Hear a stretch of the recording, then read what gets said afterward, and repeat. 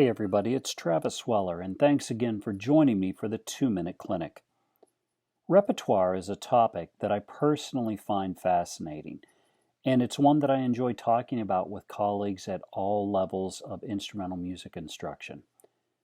The repertoire selected for study and performance with our students is an extremely vital consideration that we make each year.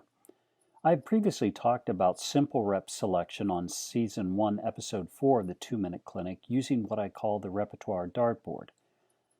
But today I wanted to share another perspective that will hopefully put the R back in repertoire selection. Relevance. Will the music help the students make a connection to a larger world, a world that is decidedly outside of our rehearsal halls? This means regardless of the age of the work, students can understand larger musical and non-musical concepts to which they can identify. Rigor. Will the music challenge the students to grow in the areas that they need to? Hopefully, band programs have an established curriculum. The music that is selected helps the students to realize the goals of the curriculum. Sometimes that means choosing works that build technical skills for woodwinds. It extends the range for the brass. Perhaps the percussion learn new techniques, or the ensemble gains experience with different tonalities, meters, and musical styles. Refreshing. Is the piece a change of pace for both us and the students? I support directors who have a rotation of pieces that they like to work through. For example, a core work that is cycled through once every 4 years with a high school group. But I also believe that a strict rotation will dull our teaching habits and limit us from continuing to grow. A piece that opens our ears and minds can be especially rewarding in addition to the new experience it provides for the students. Recency. Does the music reflect the times in which our students are living? There are conceptual, programmatic, and emotional works that can be selected that help our students understand situations and topics in the modern world. Representation. There have been many healthy discussions about representation in repertoire selection. Those who know me understand that I am a fierce moderate.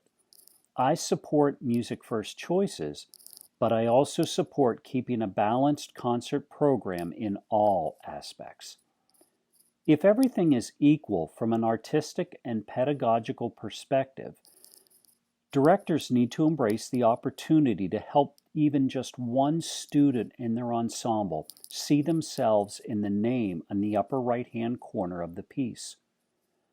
When I started teaching in the mid-1990s, I programmed works by Anne McGinty, Quincy Hilliard, and Yogato.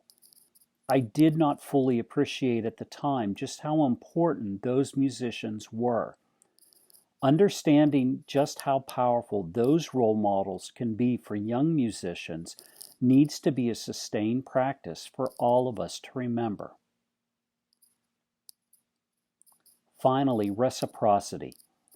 As they work on the music, is the music working on them? Too often we think of music as one-directional in our study of it. How often does the music teach us or our students? Are there profound secrets and perspective for life and music waiting to be unlocked in a grade 1 work with our elementary band?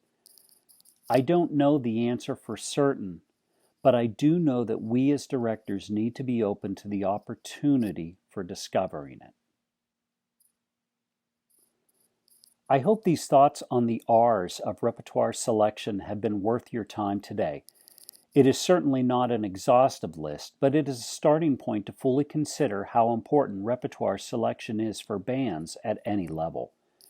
Have you thought of another R that you consider in repertoire selection? Drop it in the comments below and let me know, or share how one of the R's above guides your selection process. Thanks again for joining me for the 2-Minute Clinic. Until next time, life, love, music.